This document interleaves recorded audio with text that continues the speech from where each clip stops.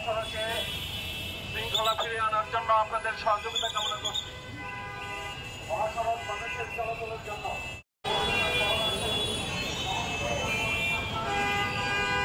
এই ফুটপাত হলো মানুষের চলাচলের জন্য।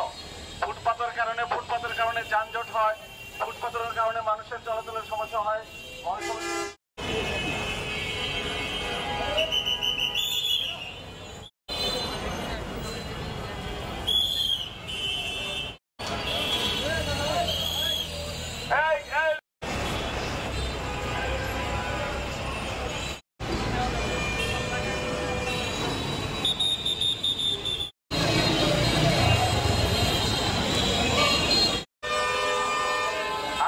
মানবেন না, আমাদের কমান্ড শুনবেন না, এখানে থাকবে না, একদম পরিষ্কার করবেন।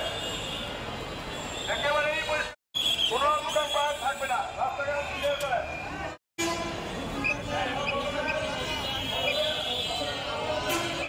অবশ্যই আপনাদের ভ্যান নিয়ে অবৈধ দোকান পাট আজ থেকে এই মহাসড়ক থেকে সব ধরনের অবৈধ দোকানপাট এবং অবৈধ যানবাহন উচ্ছেদের জন্য যে সাঁড়াশি অভিযান আমরা শুরু করেছি এটা অব্যাহত থাকবে এবং আমাদের আইন অনুযায়ী ব্যবস্থা নেওয়া দরকার। আমরা আজ থেকে সবই গ্রহণ করব। আশা করি এই সমস্ত দোকানপাট এবং অবৈধ যানবাহন রাস্তায় থাকবে না।